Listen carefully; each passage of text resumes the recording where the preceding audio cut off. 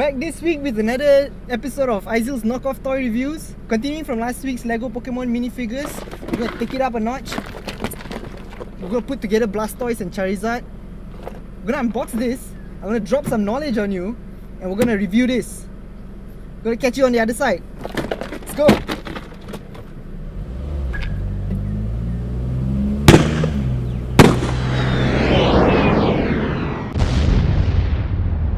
In my experience of playing with Lego clones, I find Shengyuan and Lepin to be the most dedicated to making decent quality bricks. And that's kind of reflected in the design of this box, which I'm pretty impressed with, considering there's no Lego equivalent to base it on. The colours are super catchy, but I don't understand why Charizard and Blastoise have robot decals. Anyway, the contents are pretty straightforward. Check it out, and we'll move forward with putting this thing together lah.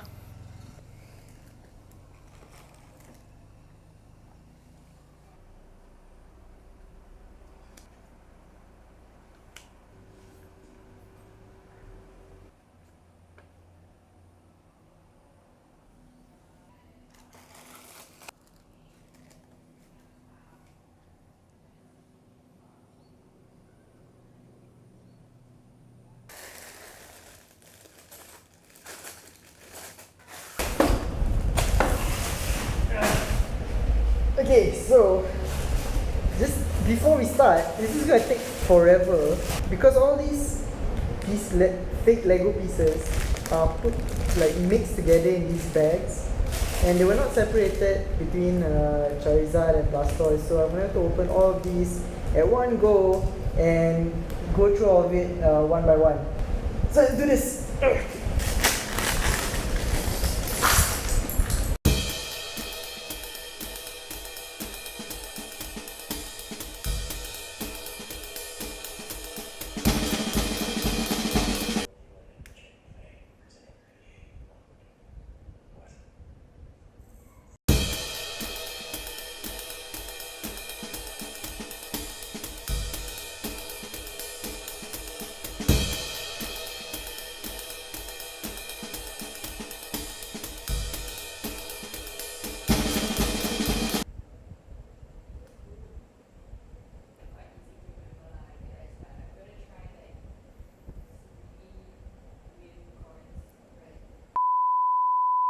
Before I get on with the review, I figured I'd give you guys some background on fake Legos or Lego clones. Here are some important things that I think people should be thinking about when they think about fake Legos.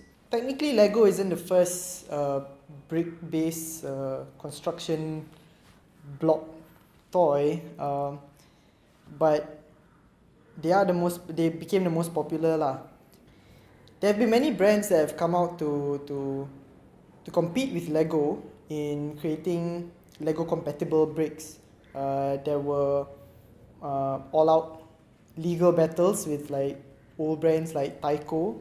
There have been tension with South Korean brand Creo, which is pretty new. They make Lego compatible products. There are brands like Mega Bloks. The big difference between those brands and the ones that are coming out of China right now is that brands like Creo and Mega Bloks are direct competitors with Lego, whereas these China brands are actually just fine being knockoffs. So I'm talking about brands like Lepin, Lele, XSZ, and this vague S brand, which stands for Shengyuan, by the way, which I'm about to review. These brands have gained a lot of ground in recent years, especially among casual collectors of minifigures. And I can tell you that these knockoffs are so popular that I actually know people who refer to these toys by these knockoff brand names instead of using Lego. I'm not playing with Legos, I'm playing with Lepin. I'm not playing with Legos, this is Lele. And since I'm not actually based in China, it's pretty tough for me to get into the details of how these brands came about. So I can't answer questions like, are these brands owned by the same company? Are they actual Lego manufacturers who have gone rogue and decided to use the injection molds for their own purposes. But based on observation, it wouldn't make sense if they were all owned by the same company, because they all make, even though they all make the same toys, same lines, they're always slightly different with their imperfections. So take this Pokemon line for example, because there's no original Pokemon licensed products by Lego. So it would have to mean that these brands are making original, unique designs. They're all making the same line of Pokemon, built in about the same way, but they're all slightly different. So these are two different Bulbasaurs by two different brands. This one's from Shengyuan, and this one's by iToys. It's weird because it feels like all of them are sitting around going like, hey, let's all make a Pokemon line. Let's all roughly use the same prints, but they all come out a little bit weird. The Shengyuan one at least makes some sense compared to something like iToys, which doesn't fit properly, or the colors are not particularly consistent. Isn't this weird? It's like they're making the same thing, but they're all coming out weird, and they're making the same thing, but it's different. And why? So if you actually have like a online resource, like a reference page online that I could refer to, that would be great. I'll probably share it here. All I can say is that based on my own observation, these brands are not like Creo or Mega Bloks or Tyco. They're not looking to compete with Lego. They're competing among themselves to be the top Lego copycat, which is insane, right? They have no interest in overtaking Lego. Their business depends on the popularity of Lego itself. Anyway, off to the review lah.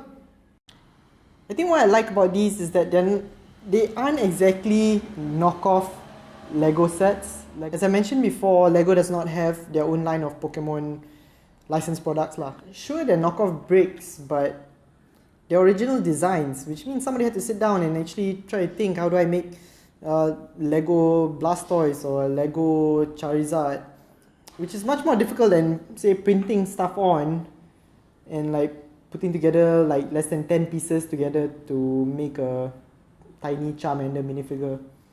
That being said, this isn't actually very well put together. Like the fake Lego Transformers I reviewed in the past, it's mostly made with small pieces. Probably to give you like a big bunch so that you feel like you're getting your money's worth. But the problem with that is that it feels like there's a lot of arbitrary pieces and steps involved in putting this thing together to give it its form. Stuff that could be achieved with bigger pieces require more steps because they use small pieces, 1x1 pieces, 2x1 pieces, flat pieces, like the stacking of the torso here. Things I really like though are the articulation in these pieces, like this Charizard's wings, the legs, the claws spin around. They have movable mouths, and even like tongues underneath, tongues inside for the detail, for extra detail. They've both got claws on their feet that move independently, which looks quite cool. But what's disappointing is that because they're so poorly stacked by design, some of the movable parts are not well secured, like Blastoise's tail, or how the side of the shell is only secured by one stud. Charizard's head is only held together like this with just one stud. The front of Charizard is only held together by two studs for such a big plate. And you have to remember that it is cheaply made, so the studs and handles don't necessarily fit together as tightly as you would hope for. So trying to make it pose is quite difficult, and you'll probably be stuck with a few positions. This set actually comes with stickers to complete the design. While they are good quality stickers, the designs are not exactly accurate to the actual Pokemon lah. They just look like fierce details on for cars. If you want to look at the box for what it's supposed to look like in the end, they end up looking like giant robots instead of organic monsters, and even further from being accurate of how these Pokemon are supposed to look like. So looking like giant robots, that's quite interesting if that's what you're looking for. But if you're looking to make it as accurate as possible to the original Pokemon, then maybe you want to stay off that lah. But speaking of accurate design, these are not actually what the actual Pokemon look like, because I don't remember either of these Pokemon having horns on their faces. But I would say it's close enough. I really enjoy the amount of detail there is to creating this form, however fragile it may be. I could still probably pose them and have them as decorative toys lah. So yeah, so that's it for this review. I hope you enjoyed that. So yeah, be sure to subscribe. I've included links to some great resources in the description below. Do check that out. You can also check out the Pokemon minifigures I unboxed and put together previously. Don't forget to hit subscribe.